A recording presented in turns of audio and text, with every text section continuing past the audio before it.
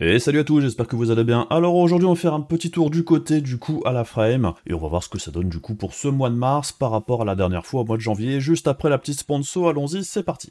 Microsoft a peut-être arrêté de vendre des clés Windows 10 Home et Pro sur son store le 31 janvier pour tenter de faire passer le plus de monde possible vers Windows 11, mais vous pouvez toujours trouver et acheter des clés Windows 10 sur le site du sponsor de la chaîne, Godil24, qui passe maintenant sur ses promotions de printemps, où vous trouverez des clés légales et abordables pour Windows 10 Home et Pro, ainsi qu'Office 2021. Et si vous passez par les liens fournis dans la description de la vidéo, n'oubliez pas d'utiliser le code de la chaîne VCG50 pour 50% de réduction sur les clés Windows, ou le code VCG62 pour les clés Office ou les packs Office plus Windows. Et en bas de la page sur le site, vous trouverez également les différentes indications pour procéder au paiement par PayPal. Et chaque licence activée et achetée est permanente et le site garantit la validité de ces clés et vous rembourse en cas de problème en contactant l'assistance disponible 24 heures sur 24 et 7 jours sur 7, et ils vous accompagneront en cas de problème. Et comme d'habitude, merci à ceux qui passent par Godil24 pour acheter leur clé Windows, puisque ça aide la chaîne à rester en vie tout en ayant pour vous une clé Windows au bout. Donc merci à Godil24 et merci à vous. Alors, le coût à la frame, comme l'indique son nom, c'est un indice de prix par rapport aux performances des différents GPU, et comme d'habitude, je tiens quand même à préciser que cet indice n'est pas forcément parfait puisqu'il ne prend pas en compte toutes les spécificités des différents GPU. Par exemple, tout ce qui est performance ray tracing, c'est pas pris en compte ici, tout ce qui est upscaling et tout ça, c'est pas pris en compte non plus, tout ce qui est encodeur, machin, enfin bref, c'est vraiment les performances brutes des différents GPU qui nous intéressent ici. Cet indice reste malgré tout plutôt intéressant puisque ça nous permet déjà d'observer les prix des GPU sur la durée. La dernière fois qu'on avait fait la vidéo, c'était au mois de janvier, et un petit peu à l'instar de ce que je fais pour les GPU d'occasion, on va essayer de suivre l'évolution tous les mois ou tous les 2 mois, je sais pas encore. Là ça fait quasiment 2 mois depuis ma dernière vidéo. Là on va pouvoir observer qu'il y a eu une petite baisse depuis le mois de janvier. Et un autre point important à rappeler également, sur ma dernière vidéo sur le CPF justement, plusieurs personnes m'avaient posé la question mais pourquoi il n'y a pas les GPU Intel? Eh bien aujourd'hui ce sera pareil, il n'y aura toujours pas les GPU Intel, tout simplement parce que moi j'estime que pour l'instant, même s'il y a eu beaucoup de progrès du côté des performances et de la stabilité des GPU Intel en général, ça reste malgré tout des GPU qui ne sont pas aussi stables que les deux concurrents, ça reste des GPU qui ont des performances qui peuvent varier énormément d'un jeu à l'autre, et c'est toujours assez problématique, par exemple du côté du frame time, dans certains titres ça reste toujours hyper compliqué, donc ça reste des cartes qui peuvent être intéressantes pour un certain public, mais par exemple un néophyte total, je dirais pas du tout recommander d'acheter un GPU Arc, même encore à l'heure actuelle. Alors ça ne veut pas dire pour autant que les GPU Intel sont totalement inintéressants, ça peut avoir sa place dans certains cas bien particuliers, si vous savez où mettez les pieds, si vous êtes prêt à accepter d'avoir des petits problèmes de temps en temps du côté des drivers ou du côté des performances en jeu, malgré le fait que les tarifs, même depuis les baisses, sont toujours relativement proches des tarifs de ce que propose AMD pour quelque chose de beaucoup plus stable dans l'ensemble.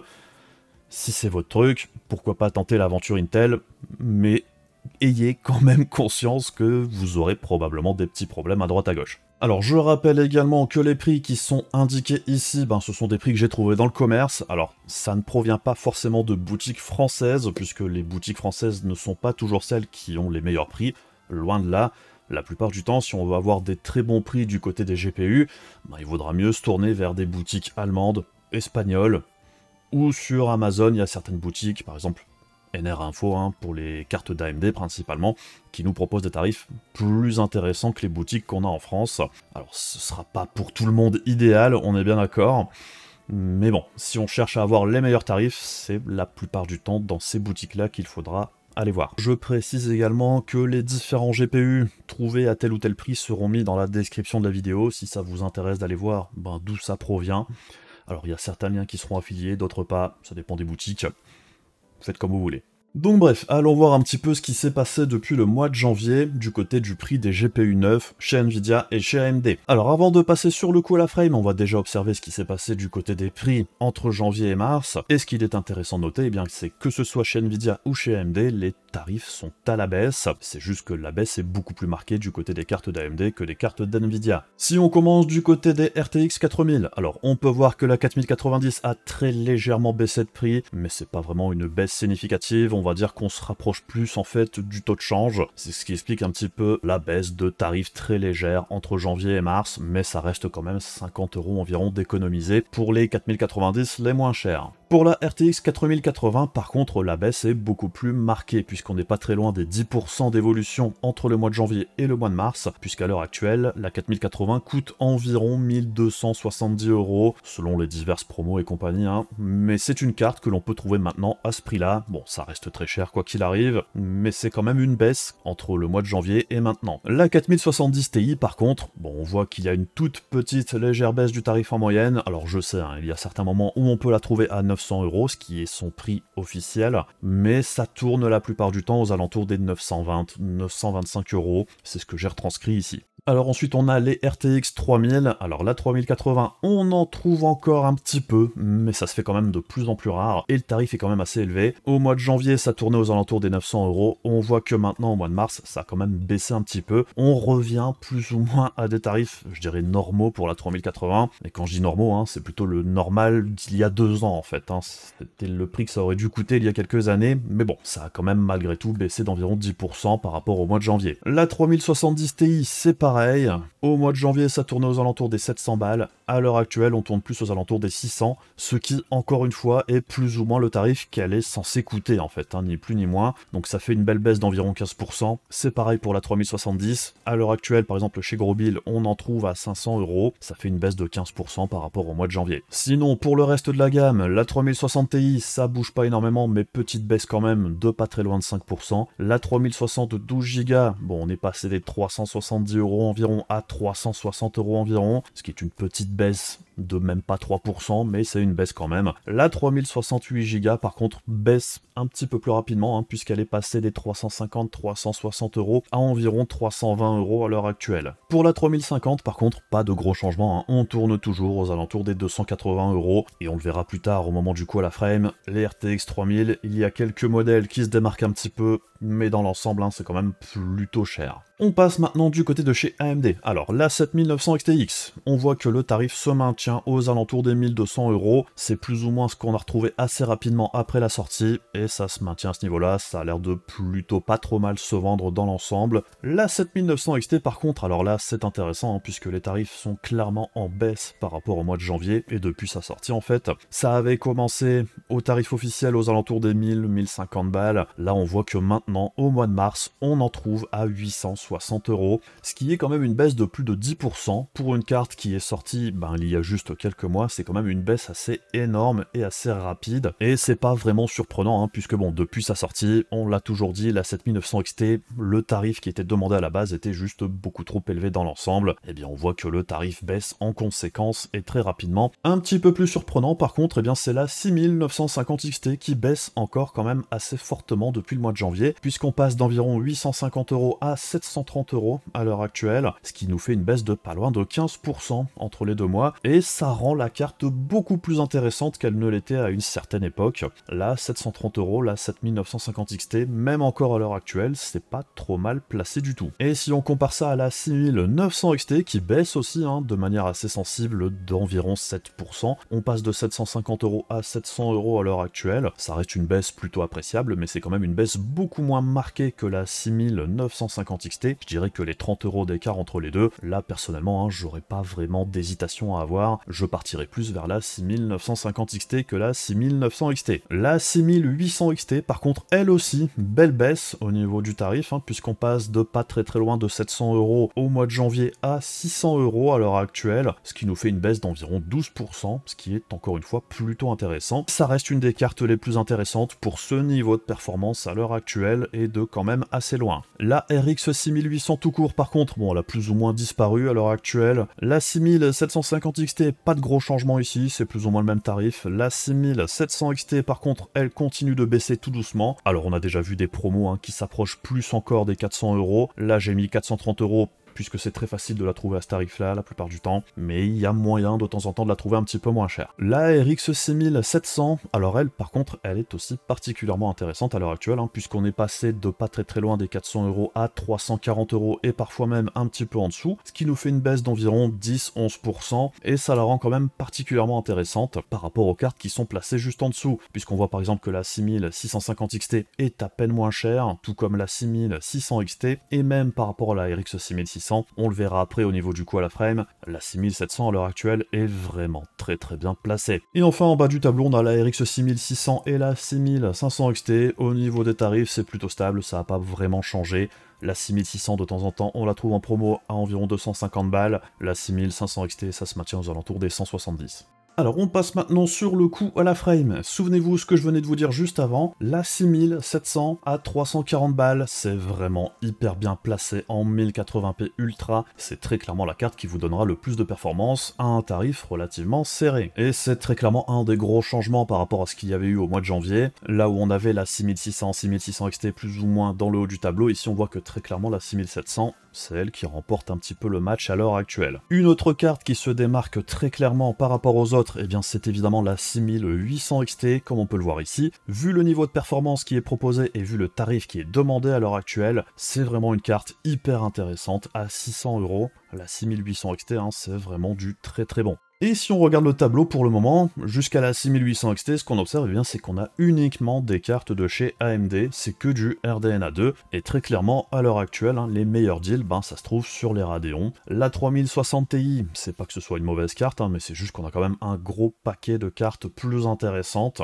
que ce soit au niveau du budget et des performances qui sont placées légèrement au-dessus. Malgré tout, au niveau du coût à la frame brute, la 3060 Ti est plus ou moins dans les mêmes eaux par rapport à la 6800 XT, c'est juste qu'elle est un petit peu moins performante, mais elle est également un petit peu moins chère aussi. On retrouve ensuite la 3060 12Go qui est pas si mal placée que ça dans l'ensemble, elle est un petit peu au milieu du tableau, c'est juste que bon, à 360 € personnellement je trouve ça un petit peu cher pour ce niveau de performance. La RTX 3070, elle est plus ou moins au milieu du tableau également, et c'est vrai que par rapport au mois de janvier, elle est quand même pas mal redescendue, puisque maintenant, à environ 500 €, c'est pas si mal que ça, mais encore une fois, son plus gros problème, c'est que pour 100 balles d'écart avec la 6800 XT, personnellement, si j'ai à choisir entre les deux, je me dirigerai quand même beaucoup plus vers la 6800 XT que la 3070. On retrouve ensuite la 3068 Go qui fait un petit peu tâche ici, elle est clairement pas à sa place, ça reste beaucoup trop cher pour les performances qu'elle propose. On voit que juste en dessous, on a la 6950 XT. Au niveau du coût à la frame, pour des cartes, je dirais, haut de gamme, elle est pas trop mal placée dans l'ensemble. Et comme on l'avait vu tout à l'heure, la 6900 XT, au niveau du tarif, c'est très proche de la 6950 XT à l'heure actuelle. La carte supérieure est un petit peu plus intéressante. On retrouve ensuite la 3050 qui n'est vraiment pas bien placée du tout, elle fait vraiment tâche au milieu de toutes ces cartes beaucoup plus performantes. C'est vraiment pas un bon deal du tout en neuf. Pour rappel, la 3050 en rasterisation brute, c'est plus ou moins les performances d'une GTX 1070. Pour 280 €, c'est vraiment très cher payé. Par contre, une carte intéressante, puisqu'elle a quand même beaucoup baissé au niveau du tarif, c'est la 7900 XT, qui arrive maintenant en tête des cartes de nouvelle génération au niveau du performance-prix en rasterisation. Elle est dans l'ensemble beaucoup mieux placée que la 3070 Ti, qui reste encore beaucoup trop chère pour ce qu'elle propose, et on voit que par rapport à la 4070 Ti, le fait que cette 7900 XT ait beaucoup baissé, ça la rend tout de suite beaucoup plus attractive. La 4070 Ti justement, on voit qu'elle reste toujours quand même beaucoup mieux placée que la 3080 à 830 €, très clairement à l'heure actuelle. N'achetez pas de 3089 à ces tarifs-là, j'en vois encore qui essayent d'acheter de la 3080 à environ 800 balles, ne faites pas cette erreur, je dirais il y a quand même des cartes qui sont beaucoup mieux placées pour soit moins cher, soit à un tarif équivalent et qui seront plus puissantes. Et enfin, sans surprise, on retrouve les cartes les plus coûteuses et les plus performantes en bas du tableau, la 7900 XTX, suivie de la 4080, qui malgré sa baisse de prix, reste un petit peu plus coûteuse au niveau du coût à la frame que la 7900 XTX. Et enfin, on termine avec la 4090. Bon, bien évidemment, c'est la carte la plus performante, mais on paye ses performances quand même à un prix plutôt élevé. On enchaîne ensuite en 1440p. Eh bien, on voit que la RX 6700 reste toujours la reine en 1440p et c'est pas vraiment surprenant, c'est vraiment plutôt très bien placé, puisque la seule carte qui vient la concurrencer au niveau du performance prix chez Nvidia, c'est la 3060 Ti, qui est certes légèrement plus performante en 1440p, mais elle est aussi 100 € plus chère.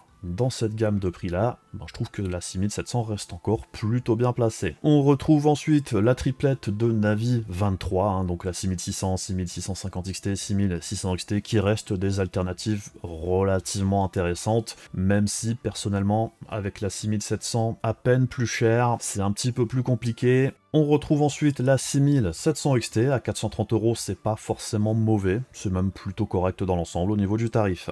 Et on retrouve ensuite deux grandes gagnantes au niveau du coût à la frame en 1440p, et bien c'est la 6800 XT à 600 €, ça reste toujours vraiment un très bon deal, particulièrement en 1440p, et même la 6950 XT en 1440p à 730 € à l'heure actuelle, ça reste vraiment hyper intéressant aussi, et c'est même mieux placé au niveau du coût à la frame que la 3060 Ti par exemple. Donc c'est vrai qu'à l'heure actuelle, si vous cherchez vraiment de très bonnes performances en 1440p, la 6800 XT et la 6950 XT, c'est quand même des options à ne pas négliger du tout. Première carte à apparaître dans le tableau pour Nvidia, comme d'habitude, c'est la 3060 Ti à 440 €, ça reste plutôt raisonnable, ça reste une très bonne carte dans l'ensemble, et c'est vrai que même par rapport à la 6700 XT, selon que vous ayez besoin de certaines features ou quoi sur une carte d'Nvidia, la 3060 Ti, ça reste une option intéressante. On retrouve ensuite la 6700 XT et la 3070 qui proposent un performance-prix relativement similaire, dans l'ensemble c'est vraiment très proche au niveau des perfs, et au niveau du tarif également à l'heure actuelle, on a vu des 6750 XT aux alentours des 470 €. La RTX 3060, comme d'habitude, elle est plus ou moins au milieu du tableau. On retrouve derrière la 6900 XT qui se fait ici distancer quand même assez fortement par la 6950 XT. Les 30 € d'écart entre les deux,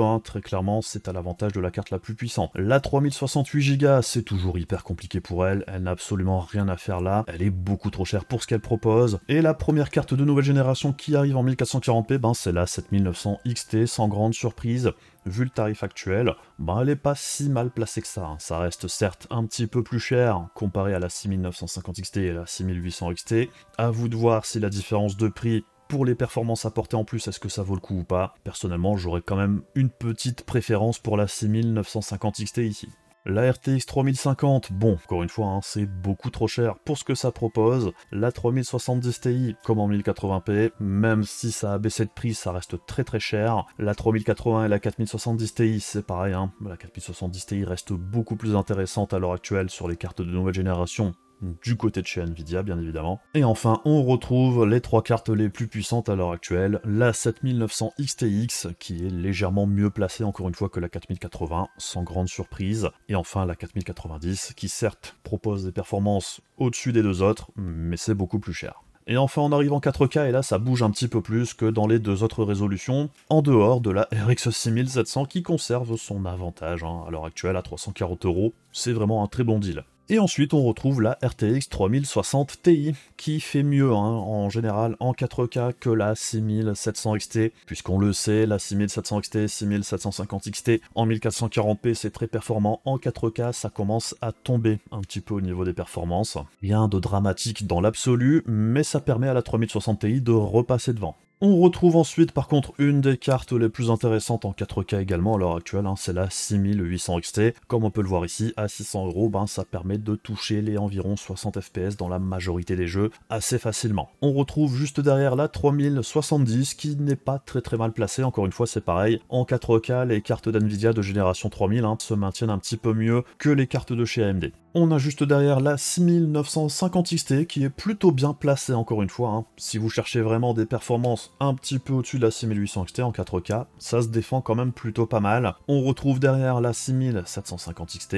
Évidemment c'est un petit peu plus compliqué, tout comme pour la RX 6600, on a vu qu'en 1080p, 1440p la plupart du temps elle est plutôt bien placée, par contre en 4K ça devient quand même assez compliqué. Et la première carte de nouvelle génération qui arrive en milieu de tableau ici en 4K, c'est la 7900 XT, et c'est vrai qu'en 4K, elle a des arguments pour elle au niveau des performances, par rapport au prix, c'est très clairement une des cartes les plus intéressantes en 4K à l'heure actuelle. Alors certes, ça reste encore assez cher, mais si elle continue de baisser au niveau du tarif, ça la rendra vraiment très intéressante aux alentours des 800 €. Si vous jouez en 4K, j'ai envie de dire, pourquoi pas. La 6900 XT, juste derrière, à 700 € à l'heure actuelle, 4K, bon, c'est au milieu du tableau. Ici, personnellement, je lui préfère quand même soit la 7900 XT, soit la 6800 XT, selon que vous ayez plus ou moins de budget. La 6650 XT et la 6600 XT, bon bah là c'est un petit peu compliqué, c'était des cartes très performantes en 1080p, en 1440p, en 4K, là ça le fait beaucoup moins. On a ensuite la 3070 Ti, bah c'est un petit peu le même problème pour elle, elle est juste trop chère à l'heure actuelle, ce qui fait qu'on la retrouve à un niveau de performance prix similaire à la 7900 XTX, et ça se voit sur le tableau en fait, c'est tout bête, la 7900 XTX est quasiment 2 fois plus chère pour 2 fois les performances à peu de choses près. La 4070 Ti, alors on le sait en 4K, elle baisse au niveau des performances, ce qui fait que maintenant la 7900 XTX passe devant elle, et elle se fait encore plus distancer par la 7900 XT, qui était plus ou moins au coude à coude avec elle au mois de janvier. La 3060 qui est d'habitude plus ou moins au milieu du tableau, en 4K par contre, ça va pas du tout, c'est beaucoup trop cher, et c'est pas une carte orientée 4K de toute façon, ce qui fait que bon, ça s'écroule bien évidemment. On retrouve ensuite la 3080, 830 €, c'est beaucoup trop cher. La 3068 Go, c'est pareil, la 3050 aussi. Et enfin, on retrouve la 4080 et la 4090. La 4090, excellente performance, même en 4K, mais ça coûte beaucoup plus cher. Donc bref, je pense qu'on a fait un petit peu le tour. Alors, pour le mois de mars, je suis quand même plutôt content puisque ça va dans le bon sens. On a des belles baisses de prix sur certaines références, particulièrement chez AMD. Chez Nvidia, on voit que ça baisse tout doucement également, sur certains modèles, plus que d'autres. Il y a certaines cartes qui sont revenues à des niveaux un petit peu plus raisonnables, comme la 3070 par exemple, même si personnellement, à l'heure actuelle, j'aurais quand même beaucoup de mal à mettre 500 € dans une 3070. Reste à voir comment ça se comportera le mois prochain, puisqu'on a la sortie de la 4070.